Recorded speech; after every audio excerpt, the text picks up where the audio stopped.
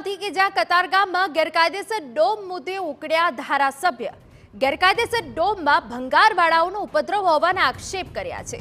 મનપાની સંકલન સમિતિની બેઠકમાં વિનુ મોરડિયાએ ઉગ્ર રજૂઆત કરી। ગેરકાયદેસર ડોમ હટાવવા નોટિસ આપ્યાનો ઝોન અધિકારીઓનો દાવો।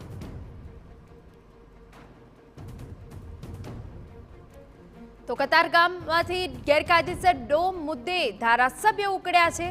ગેરકાયદેસર ડોમમાં ભંગારવાળાઓનો ઉપદ્રવ હોવાના આક્ષેપો કરાયા છે। મનપાની સંકલન સમિતિની બેઠકમાં વિનુ મોરડિયાએ ઉગ્ર રજૂઆત કરી। ગેરકાયદેસર ડોમ હટાવવા નોટિસ આપ્યાનો ઝોન અધિકારીઓનો પણ દાવો સામે આવ્યો છે।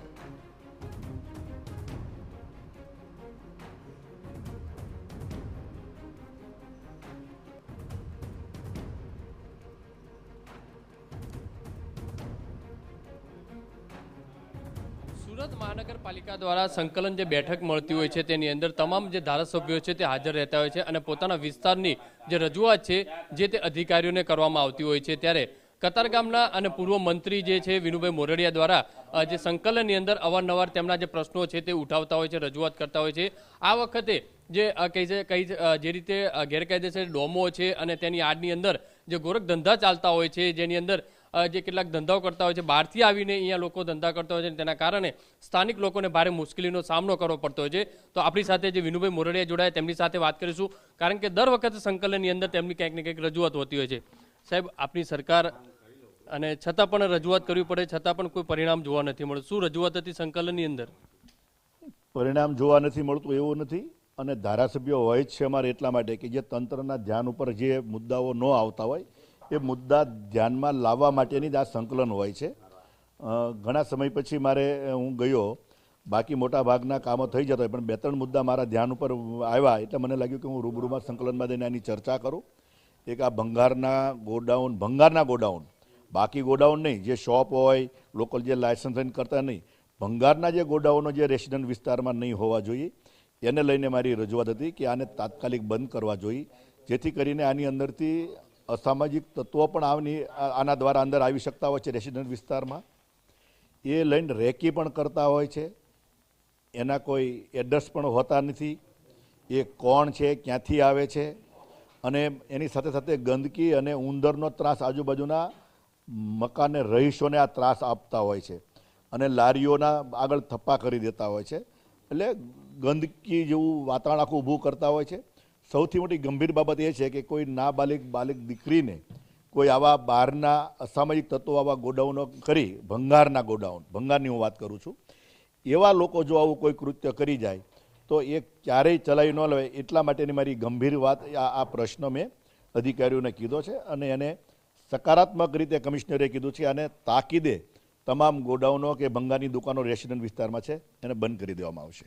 સાહેબ, તમે ભંગારના ગોડાઉનની વાત કરી, તો જે ડોમની અંદર જે કહી શકાય છે મોટા મોટા ગલ્લા ચાલતા હોય છે રાત્રિના મોડક સુધી, તેની અંદર પણ કેટલાક કિસ્સામાં યુવાનો જે છે તે ગેરમાર્ગે દોરાતા હોય છે, તો તે બાબતે કેટલી ગંભીરતા આનો શું મતલબ જે છે શું પ્રશ્નનો નિકાલ થવો જોઈએ? ગોડાઉન અને ગલ્લા અલગ બાબત છે। ગલ્લાઓ માટે પણ મારે કમિશનર શ્રી જોડે સંકલનમાં ચર્ચા થઈ છે, અને એની પણ ધીરે ધીરે એની કાર્યવાહી કરવામાં આવશે, અને જે મોડે સુધી ગલ્લા જે ચલાવતા હોય એને આમ ભલે લાયસન્સ હોય, પરંતુ જે પ્રવૃત્તિઓ યુવાનો માટે જે ત્યાં બેસવા ઉઠવાનું વધારે મોડી રાત સુધી છે એ સામાજિક રીતે એ ઠીક નથી, એટલે એની ઉપર પણ કાર્યવાહી કરવામાં આવશે। સાહેબ, આપને શું એવી રજૂઆત મળી હતી કે ભંગારના ગોડાઉનની અંદર જ્યારે તમારે રજૂઆત કરવી પડી, એવા કયા પ્રશ્નો છે? કારણ કે અમુક સોસાયટીની અંદર પણ લારી લઈને જતા હોય છે, બપોરના સમય રેકી કરતા હોય છે, ત્યારે જ્યારે સોસાયટીની અંદર કોઈ હોતું નથી ત્યારે? 2 બાબત છે। લારી લઈને કોઈ ફરતો હોય તો એને રોકી નહીં શકાય, પણ એ સોસાયટીના પ્રમુખોની, સોસાયટીના સભ્યોની જવાબદારી છે કે ભંગાર દેવો હોય તો ગમે ત્યારે દઈ આવે। લારી લઈને સોસાયટીમાં આવે અને એ રેકી આવા કરવાની પૂરી શક્યતાઓ છે, અને આગળ આવી ઘટનાઓ બની છે। રહી વાત ભંગારની દુકાનો, ગોડાઉનો ભંગારના, એની અંદર કોઈ પણ બહારના જ લોકો રહેતા હોય છે, આવતા હોય છે, અને એવા સમયે જ્યારે કોઈ ઘટના બને, અને મને ખ્યાલ છે કે 5 વર્ષ પહેલાં અમારે ત્યાં એક ઘટના બની હતી નાબાલિગ દીકરીની, એ આ જ પ્રકારનો વ્યક્તિ હતો, અને એને રાજસ્થાનથી અહીંની સુરતની પોલીસ 48 કલાકની અંદર એને શોધીને પરત લાવી હતી। એવા સમયે આવી ઘટનાઓ બને નહીં અને લોકો જાણીતા પરિચિત લોકો જ જે વિસ્તારમાં સ્થાયી રહેતા હોય તો એ જ બાબત રહી શકે. બાકી આવી રીતે બહારથી કોઈ માણસ ગોડાઉન રાખે ને મહિનામાં જતો રહે, 15 દિવસમાં આવે, એનો કોઈ આઈડેન્ટિટી ન હોય, પોલીસને શોધવામાં પણ તકલીફ પડે. અને નિયમ મુજબ પણ રેસિડન્ટ વિસ્તારમાં ભંગારના ગોડાઉનો કે આવી દુકાનો નહીં હોવી જોઈએ. એટલા માટેની મેં ધ્યાન દોર્યું છે અને તાત્કાલિક બંધ કરવા માટેની રજૂઆત કરી છે અને કમિશનરે હકારાત્મક જવાબ આપ્યો છે કે આને તાત્કાલિક અમે બંધ કરી દઈએ છીએ.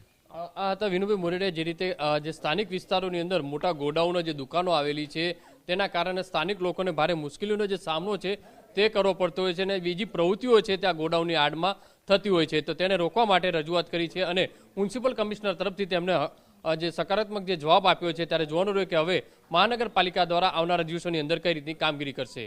કેમેરામેન સંજય ચંડલ સાથે બલદેવ સુથાર, TV9 સુરત.